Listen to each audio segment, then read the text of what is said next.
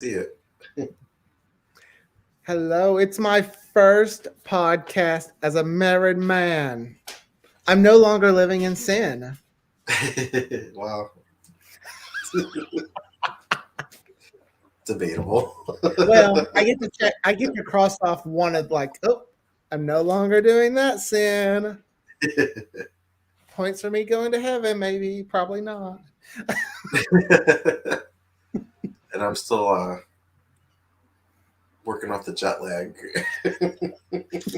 I know. I took a nap today, and it was so wonderful. John called me. It was like, "Were you napping?" I'm like, "Uh huh." So tired. An eventful weekend.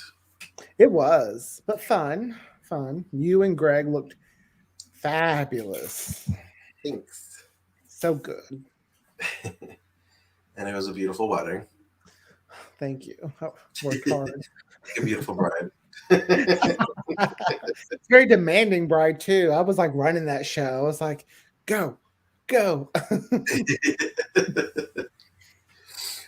But so what are we talking about tonight? Tonight we're talking about Buffy the Vampire Slayer season 3, episode 10, Amends. Yes, we are. I like All right, roll the credits and we'll jump right into it.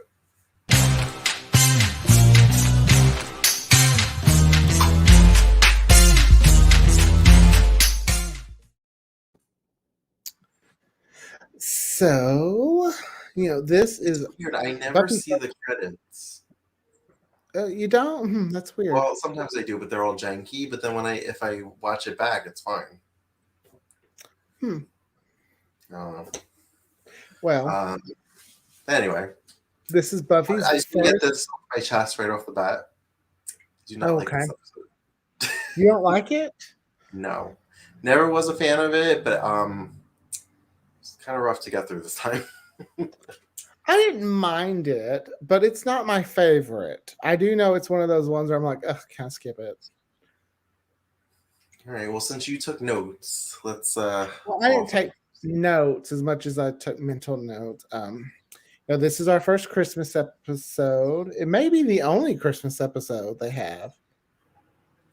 I was thinking about that, and I think in season 7, they don't flat out say it's Christmas, but I had this memory of Buffy and Giles walking through town, just catching up because he left town for a little bit, and there being Christmas trees or like Christmas decorations. So they didn't acknowledge it verbally, but it was like the season because I guess those episodes aired around December. Well, I feel like this episode is a throwback to A Christmas Carol in some ways because, Angel's visited by ghost. We have the ghost of his past and the present. That's interesting. I never thought of it that way, and now I feel like I have a new outlook on it. It's weird. I remember loving Angel when I first watched it, but once he gets his own show, I don't like him as much on Buffy. Like, I love him on Angel. Like, I feel like his character is just much better, well-rounded, fully formed. Yeah, because on Buffy, we kind of just got nuggets of his past. Yeah. They really got to delve into what they teased on Buffy, on Angel. Yeah, because, they can make a whole show out of his past. They could have did a prequel. I think on Angel, they do more flashbacks to the past, especially with Darla. But yeah, so we see flashbacks to him being evil. Which, oh my gosh, talk about the acting range on him being able to be just, you love him as Angel, and then when he's angelic, or Angelus, you're just like, my God, I hate you. Like when he kills that woman, like, but my son, my boy, ooh, dessert. I'm like, yeah, right. You're an ass. And before that, just to keep her quiet, he said that, you don't want the missus to see you being beyond reproach. Like he didn't he didn't have a soul, so I guess it makes sense to be that way. Yeah. One thing I noticed that I've heard people say over the years is that he doesn't do an Irish accent very well, and I feel like I really noticed it this time. Yeah, I've heard that before too. um, so yeah, he's being haunted through his dreams, and essentially when he's awake, I don't know if Yeah. it's he thinks he's hallucinating. Um, there's a lot of things that are unresolved from past episodes that are kind of coming to a head in this episode. Like when he runs to Giles for help, Giles does not help him because he was tortured by him when he didn't have a soul. Well, and killed his one true love, pretty much. Jenny, who we got to see the actress. This was her final appearance. Yeah. I wish he would have came back in season 7. That would have been cool. Because to tie it to season 7, this is the first time we learned about the first and all, who, if you notice, they did kind of turn into Buffy for a second. I thought somewhere in this episode, I could have or maybe I don't know.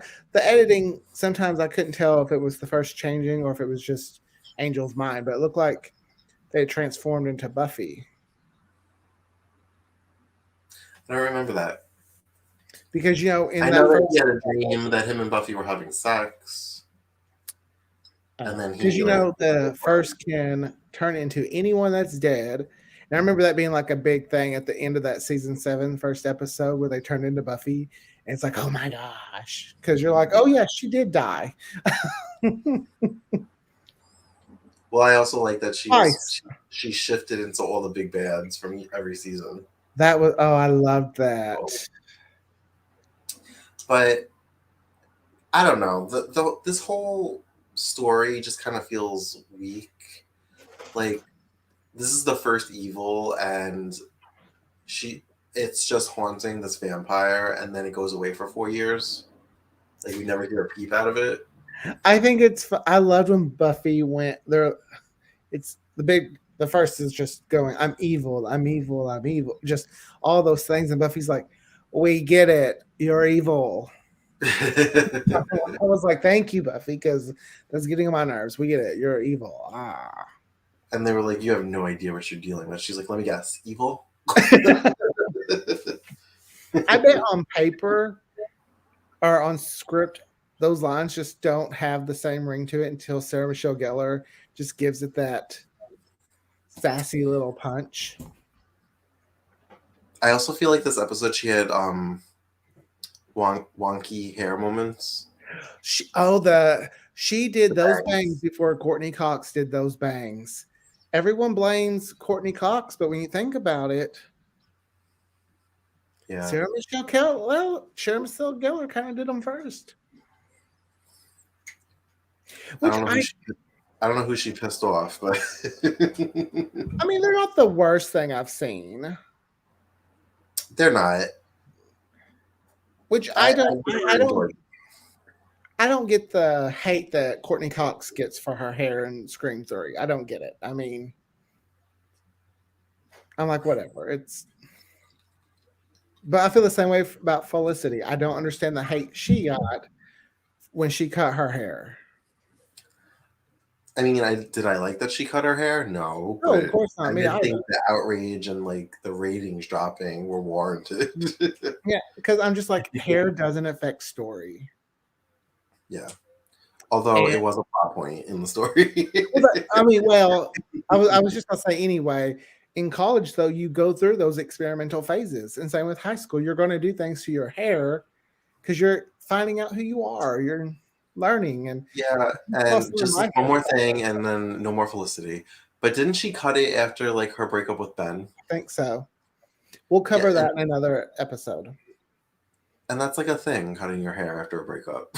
Oh my gosh, I've cut my hair after breakups, after death.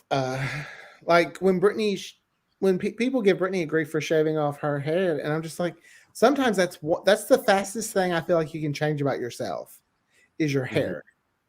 And for some reason, my mind went like, I've got to cut off this old hair to try to make things fresh and new. And yeah, Hmm. that's my thoughts. Well, But Buffy, Buffy does that in season 6 she does. And when she when rocked Spike that. says that he loves her Goldilocks. She cuts it all off. I would have done the same thing. I'd be like, "Oh, you like my hair? Here, you can put it on your Buffy bot, Spike." No.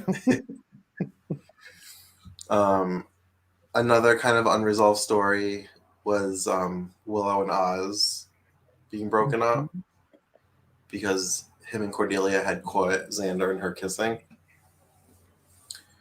That's a storyline I'm still not a fan of. I mean, there was this back. Willow had loved Xander season.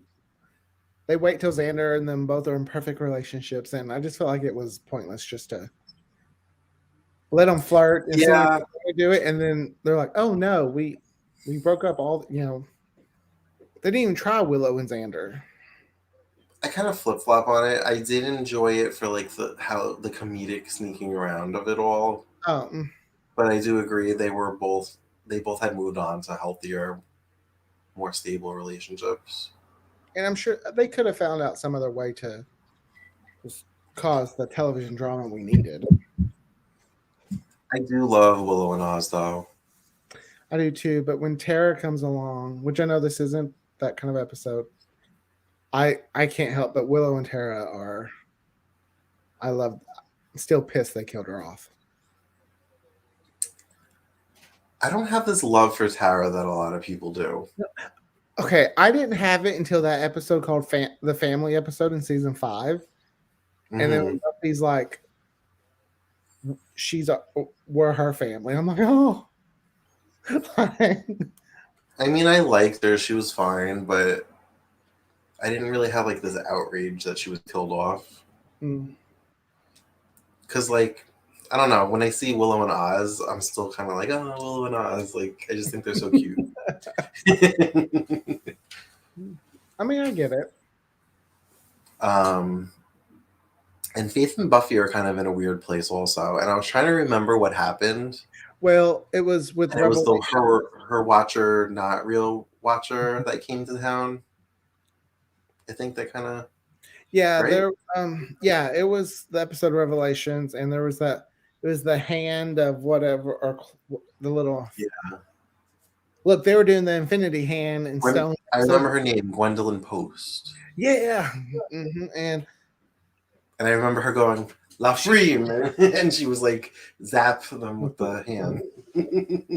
yeah, like Buffy was the only one that knew. I think what her like she wasn't real or something, and Faith was like, Where she was let go from the Watchers Council. yeah, and Because Faith and just was basically like, she yeah, just wanted to get her hands on that hand. good luck. Yeah.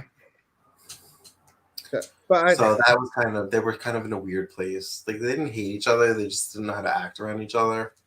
I liked when she was like, "Your mom sent you." To invite her to Christmas, yeah. Yeah, and Buffy's like, No. like, yeah, but I want you to come too. I did like when she showed up, Buffy was like, please come in from the total lack of cold.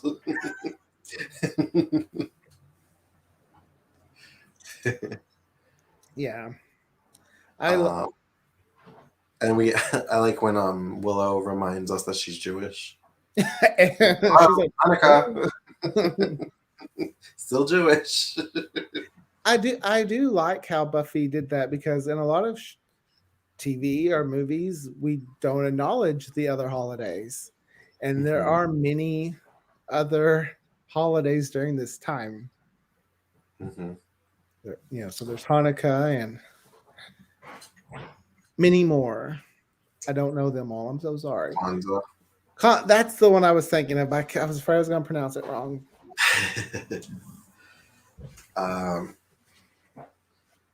So yeah, so part of me wonders if this was something they had always planned with the first, just because of how like it kind of just gets wrapped up so quickly. Mm-hmm. I wonder was it just sloppy writing, or were they just planting this seed because they knew they wanted to use it later on down the road? Well, the episode was written and directed by Joss Whedon, who typically always had a major plan for, like, he wrote in Buffy's little sister coming in the season 3 finale. We were getting hints about her coming then. Mm-hmm.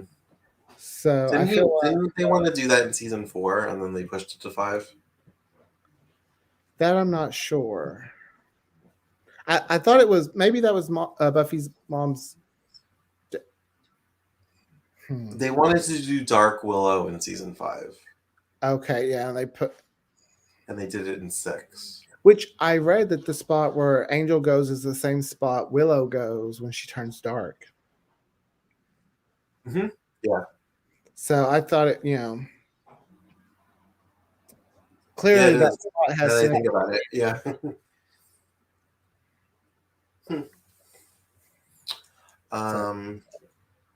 Cordelia really wasn't in it that much. She was in like one scene. No, she was going to Aspen with the real snow. Yeah. There is a shot of the town, I guess when it's snowing, and you see an S and a U, and I'm assuming it says Sunnydale. But for some reason, that shot, just the lettering, reminds me of like the movie theater lettering from Scream 2. Every time I see it. Yeah, same. Well, I'm glad I'm not the only one that has the same. No, every time a little bit of stab comes in my head going, stab. I'm like, wait, no, that's wrong franchise. Although Simon Sugar was in it. Yes, and had a wonderful chase scene again. One of my favorite lines from the movie is when, or from the show, is when Angel's like, well, or not, Buffy is like, well, what about we invite Giles? No, I'm sure he's busy. Well, we can at least ask him. Yeah. I said no. Another lingering plot line because they had slept together in it was bad. Candy. Yeah, band candy. It's weird. I wish they would have explored that relationship more. I do too. They had good chemistry. They really did, and I really wish they would have explored that, but maybe it would have been too much of getting everyone together. I liked in Earshot when Buffy's like, "You had sex with Giles," because she could hear her mom's thoughts. Oh yeah, I forgot at this point she does sex with Giles, and she like runs away. She's like on the hood of a police car twice. You totally just jogged my memory. I forgot at this point she doesn't know her mom and Giles slept together. Yeah. Because I've seen it so many times, I just forget. Like, it's watching it back, it's funny because you're like, oh yeah, they slept together. But you're. And then at the end of that episode, when she's a little better, she's like walking with Giles, and she's like, "Yeah, we could train, as long as you're not too busy having sex with my mother." And Giles like walks into a tree because he's like so stunned that she knows. Giles was he's a good character. Yeah. I mean, they're all really good characters. I can't really think of any of the main characters I just didn't care for. So somehow, like, Buffy is linked to Angel's dreams. I don't know what that's about, because that doesn't happen in season 7, as far as I know.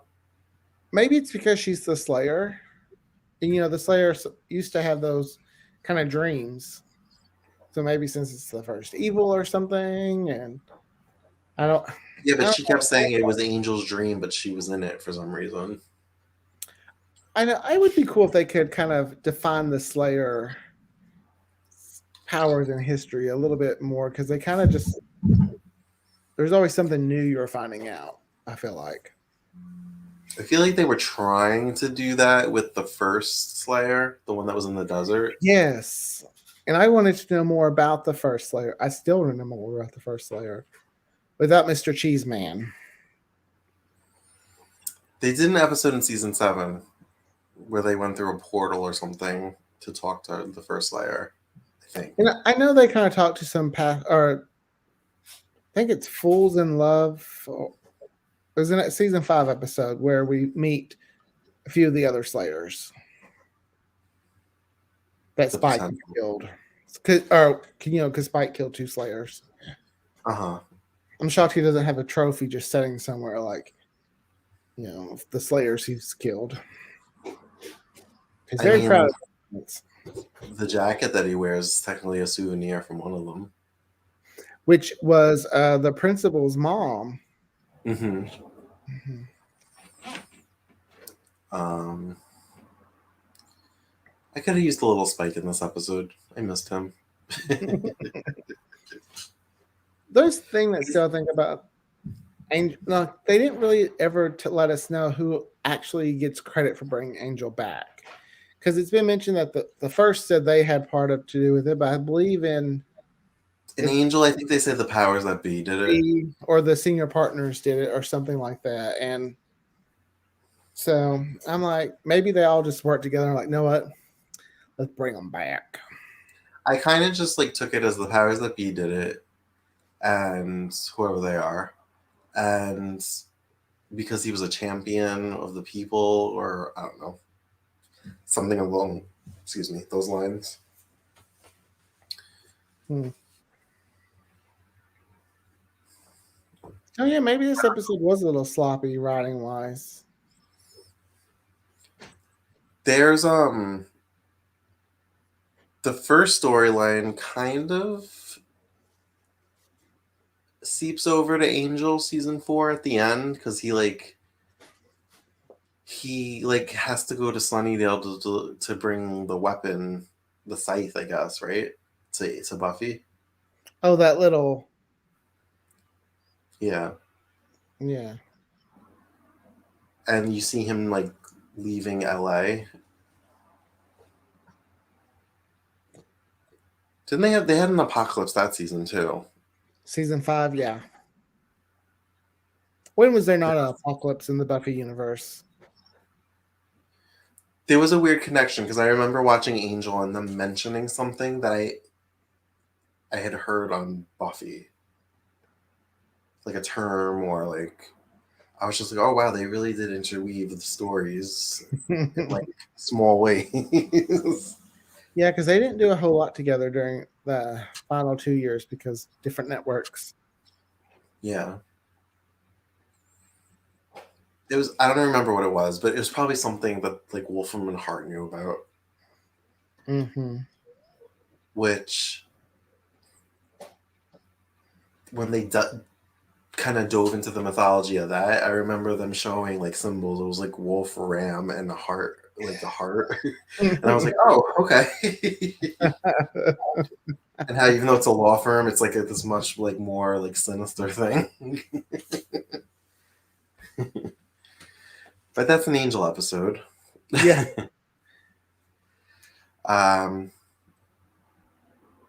It was good to see Joyce. Oh, Joyce. I love Joyce. I really do. She wasn't like in the dark about who Buffy really was. Mm-hmm. Which in some sense could be taken like a kind of like a gay LGBTQ storyline, because Buffy's hiding from her mom who she truly is, and I feel like once Joyce knows who she truly is, she's able to kind of grow a little bit. Even their whole fight scene when she left the house, and she was like, have you tried not being the Slayer? Like, have you tried being gay? Yeah, it's kind of like, did a gay person? I mean, She was like, are you sure you're the Slayer? Have you tried not being the Slayer? I remember, like, ooh, I've heard those words before. Have you tried not being gay? Yeah, it just didn't work. Maybe it's just a phase. That's one of my Becoming is one of my favorite episodes. Mm-hmm, me too. And then when they play that Sarah McLachlan song at the end, tears. It used to get to me, but it's been many decades at this point, and it doesn't have the same effect. And I'm not going to have the same effect as it used to, but it's still a little sad. The only show that could probably still get an emotional reaction out of me after multiple watches is One Tree Hill Oh goodness, let's not go there. Let's and The not go. Vampire Diaries and Knots Landing. And that one episode of Riverdale in season 4. And that one episode of Riverdale. It's like everyone's like, like everyone knows like one episode of Riverdale. You're like, I'm about to cry now. You know. Is there any notes that we haven't talked about? I don't think so. Maybe this was kind of more of a filler episode, and that's why it's a little bit lackluster. Because it doesn't really have anything to do with the overarching elements of season 3. I think it kind of serves as an episode that Buffy and Angel got back together. Yeah, it does kind of, it does kind of serve as that. But yeah, because I don't think shows are really doing like mid-season finales at this point. They were just going on breaks. Yeah, they might do a little holiday episode or something like that, but I actually kind of credit One Tree Hill with the mid-season finale thing. Because I feel like I never saw it on shows before One Tree Hill. Not with the big cliffhangers. Mm-hmm. Like you knew if it was the last episode before Christmas, there was going to be a cliffhanger. Yes. That November, December episode. Mm-hmm. Or before the January. I would say probably the WB or the CW would probably get credit, in my opinion, for those mid-season cliffhangers. Mm-hmm. Because they kind of treated it like a little season. And then more shows followed. I know, like Desperate Housewives, Law, things like that. Mm-hmm. Yeah, I would say like 2003 is when it started. Melrose Place, though, it was one of those things. Every episode was a mid-season cliffhanger. Melrose Place was that show where the episode could be the worst episode ever, but they would have something crazy happen in the last 2 minutes, and you'd be like, well, now I have to watch the next one. Well, and I think Alias, it was good about cliffhangers too, I feel like. So I never saw Alias. It's really good. And it's not like contained episodes. Like when I watched that first season, an episode it would end in what I felt like was the middle of an episode. Like the storyline really, it was almost like a movie that they just said, no, we're gonna cut it here. Did you watch 24 at all? I didn't. That show was really good. I only watched maybe 1 or 2 seasons of it, but because that's a show where every episode is an hour in the day, which kind of unrealistic with how much goes on. But that's why it was 24 episodes, because each season was a day. Yeah. But that show was intense. And again, if you missed it, it was one of those shows where if you missed an episode, you were completely lost because. And I used to joke when I with Lost, when I stopped watching, I was like, I got behind and got lost. Yeah. It's like the show is true to its title. I didn't watch Lost until about 5 years after it ended. Really? That first season. And I knew the ending because I heard it on the radio. And so it was always in the back of my mind. But I was like, oh, I'll get around to it one day. And eventually I did. And I was completely addicted to it. And I was so disappointed in the last season. When I watched it, I know the first 2 seasons I flew through. Season 3 is where the quality started to go down, I feel. Really? Season 3 is my favorite. Really? See, that's where I thought they kind of start. Maybe I should rewatch it. But they just start asking too many questions, and I need some answers after a bit. And I think that Lost might be one of the reasons why some shows now, after they ask so many questions, they start to give some answers. Because it's people will get pissed. Yeah, Lost definitely like created more questions than they gave answers. That's like I remember season 7 of Buffy when Buffy finally says Xander was rooting for you to, saying go kill Angel, and Willow's like, "What? I didn't say that." I was like, "Finally, it is out in the open. I've been Yeah, waiting since season 2." that was a great callback. Because I was like, "Oh," because I remember thinking, "Oh, so we're just gonna go like this is our last chance to get it out there this season," and I didn't think it was coming, and then it happened. I was like, "Whatever writer said, we need to throw this in there." I was like, "Thank God." it was like it was a complaint online that I saw a lot, so Joss must have seen it, and he was like, "I'm just gonna throw them a bone." Well, maybe not. Based on the way it seems like he is, I feel like he don't care about anything. But so it snowed in Sunnydale. I know.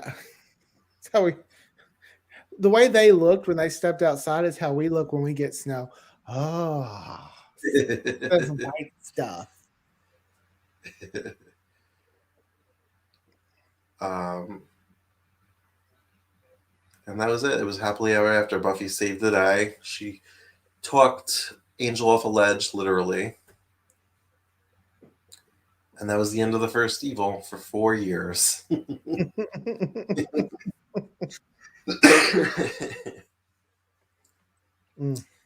So, how would you rate the episode? I'd give it a 6. I was gonna give it a 5. I mean, it's not it's not the worst, but it's not the best. Mm-hmm. Like honestly, this is an episode I typically probably skip when I watch. Yeah, me too. Just but it's been a while since I've like watched straight through. There's However, so many ways you could watch Buffy. You could watch your favorite season. You could watch only the episodes that pertain to like the big bad, which usually equates to maybe like 8 to 10 episodes. see, Supernatural is that way too, where you could skip certain episodes because it's not part of it's a filler episode. And I kind of hated when Supernatural did that because I feel like Supernatural, which Buffy in ways too, so much better when it's dealing with the mythology. Yeah. It was in this weird transition period in TV where like you either were a soap or you weren't, or you were a soap or you were like a standalone. Like every episode was something new.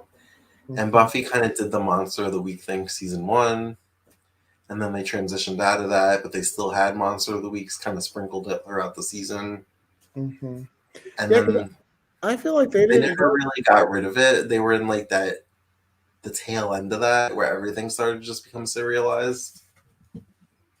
because I remember they carried on the master storyline into season 2, and I was like, "Oh, we ain't done with this." Okay, I thought we were. And that, that was a very soap thing to kind of do. Think making us Yeah. think they're going to bring them back. Mm-hmm. Yeah, and even season 1, even though like for the most part every episode was Monster of the Week, the Master was that overarching plot Mm-hmm. that started in the pilot and it kind of came to a head in the finale. So I still think Buffy's a great show. Oh, I do too. And I'm very thankful I've learned how to separate art from certain people. It's one of those shows though now, which I didn't think would ever happen, but I'm starting to see the cracks. I'm starting to see its age. Like I always thought Willow. it would be timeless, and it's starting to look like it's a '90s show. Well, even Will and Grace has the excuse me, has those moments where you're like, hmm, like it does things where you're kind of like, eh. Or Yeah, Friends. we thought it was so groundbreaking, but then you look at the things they didn't cover. Like Yeah, 8 years, and as much as Jack was promiscuous, we never covered HIV or any kind of things like that. So I'm it like, was a man, sitcom. They weren't going to do that on a sitcom. Yeah, but they did some real story. Like when they came back, there was an episode that was blood related that Grace's dad didn't want Will's blood because he was gay. Mm. So like there's some of those things like I like when sitcoms take things that are just sad and dark and find a way to make them light and find the funny and stuff. This show Mom, this sitcom Mom does that with like Yeah, I watched Mom. alcoholism and yeah, and it helped me cope in a lot of ways at a point in my life. So and I was like, because it would help me find funny, but it also, find the funny in life. Yeah. But the 90s wasn't really about that very much. I shit on the rug. But all right, I'm done talking about this episode now. Are you? Sure, we can lock it away and never revisit it. I'm just kidding. It's not the worst episode. Yeah, it's just not my favorite. Yeah, no. I feel like my least favorite episode of Buffy is that one where we're reliving the tales of the two slayers he killed. I think that's so crazy that you don't like that episode. I love that episode. I need to rewatch it. It may have just been young Aaron that wasn't a fan. So I probably just need to rewatch it. All right. And older Aaron would probably appreciate it. Well, next week we have a couple of episodes coming out. Do tell. On Monday, you've been asking, and we're finally doing it. We're covering season 3 of Knots Landing. We're doing it. We're doing it. Because I got off my ass and started watching. With our very special guest, Lynn, who is absolutely thrilled that Aaron has finally watched it. I think he is more excited than Tommy, and I didn't think that was possible about me watching this season. And then on Tuesday, we are going to air an episode that we're actually pre-recording this weekend with our friend Dawn, who is going to talk to us about the season 2 Christmas episode of Beverly Hills 90210. Da-da-da-da, da-da-da-da. I believe it's called A Walsh Family Christmas. So if you guys want to check it out before you watch the podcast or listen to the podcast, I believe it's on Hulu. Ooh, and then the most exciting thing we're covering, if it's what I think it is. Are we doing that next week? Oh, oops, I was wrong. We are going to cover it. So we'll just talk about it. We're going to cover at some point between next week and the following week the Days of Our Lives Christmas movie. And if you watch that trailer, oh my gosh, it's going to be adorable. So check us out on all the socials, guys. Facebook, Instagram, Twitter, YouTube at Queers and Soaps. And we will see you next time. Bye. Bye, everyone.